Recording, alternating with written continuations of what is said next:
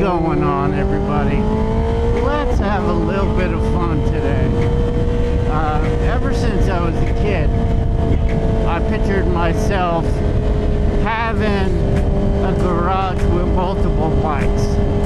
Now, ever since I was young, I knew that one bike couldn't do everything I'd love to do.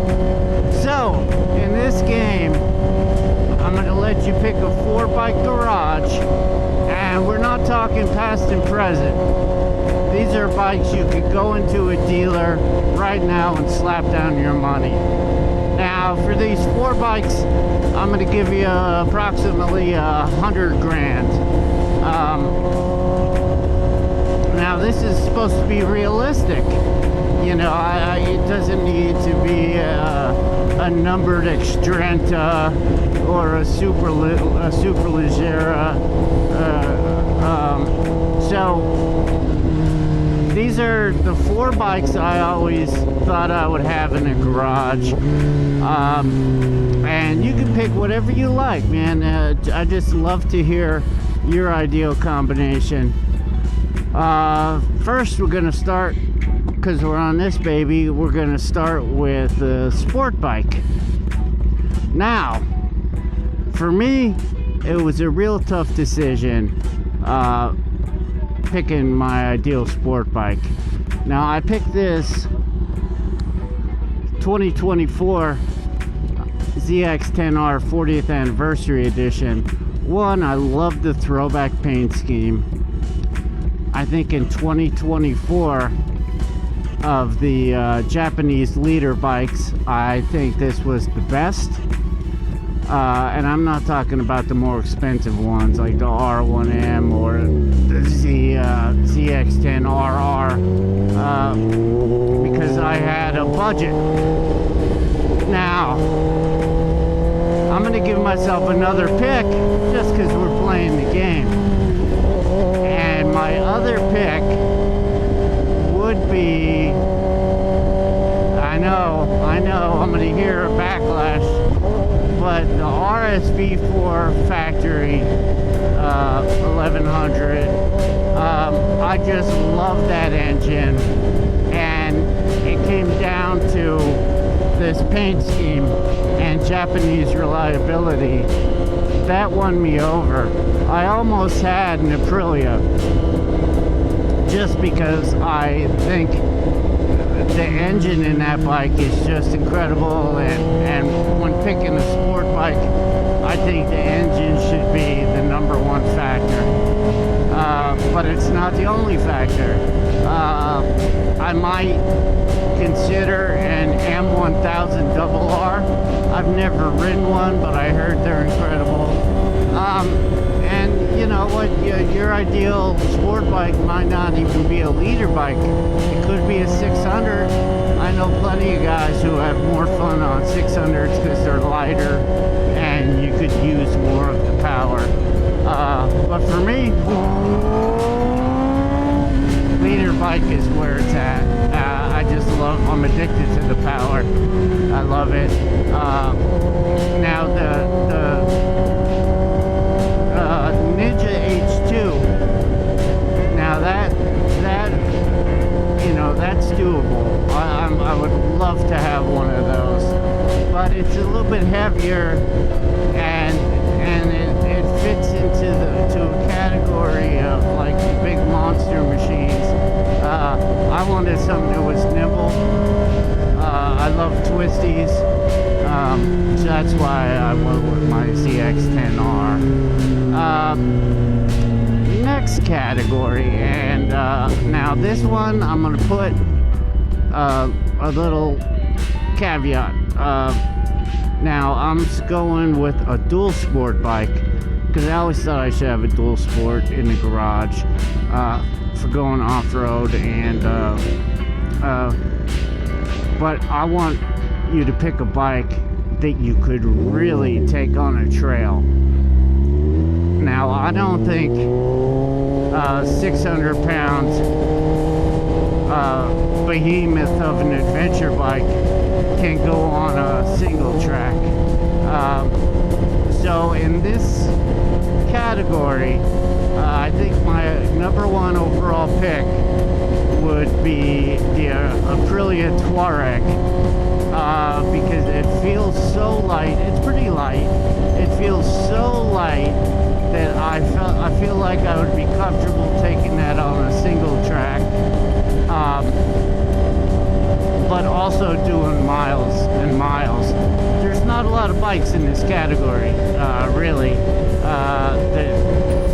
The Tenere, I think, fits in the category. That new Cove bike, but I don't know enough about that, but it seems to fit right into that category nicely. Now, let's just skip right on to the third category. Now, third category, when I was younger, I would have called it a standard bike. But what I'm going to say right now is a naked bike. Just the kind of bike that you would hop on to go tear around your neighborhood or around the city you live in. And the naked bikes seem to be, the leader in that category right now. I think a supermoto might actually fit in there also. Now for that, I think I might go Super Duke 1390. It's a torque monster. It looks like it would be nothing but fun. Another couple competitors right in that category would be the M1000 single R, the Tuono. I think the Tuono, though, it's like 175 horsepower, and they should have got closer to that 220 that the RSV4 has. I think that would have been a little more. I think they're calling that the Tuono X, a bike to talk about in other countries having, and we definitely need here in the U.S. And for the last category, the last bike in your garage, I'm going to say, when I was a kid, I would have said cruiser. But what I'm really saying is a mile muncher. A bike that you're going to, like I just took my trip up to New England, a bike that you would get on to do miles and miles and miles. Now, I think adventure bikes fit into this category now. There are a lot of different options. You can pick yourself a cruiser, you can pick yourself an adventure bike. I think a sport tourer would be great, like the Ninja the Ninja H2 SXSE, right? That would be a great bike to do a million miles on, or a Busa, a ZX14. So I would pick one of those. I think, even like a Road King would be cool to go see the country on. And look at this guy right here in front of me. What is he riding? Is this a Harley Davidson freewheel?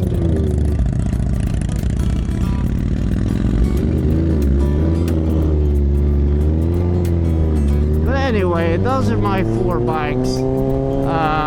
I'd love to hear what you guys pick, and no two people are the same, and your riding experience and what you do out there, you're gonna have a great time on any of them.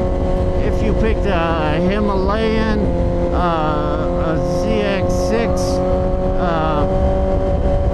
Softail, and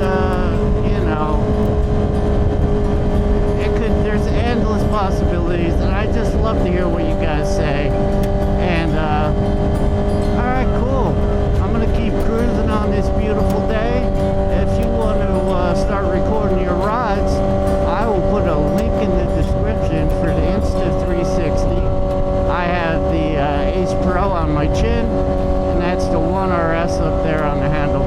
I'll put a link in the description.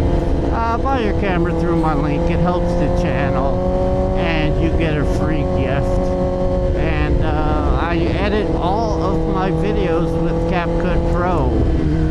Just the extra features in the Pro version. Man, for all the videos I do, it seemed like a no-brainer. But if you buy CapCut Pro with my link, you'll get a week for free. Alright, I will talk to you all later. Peace.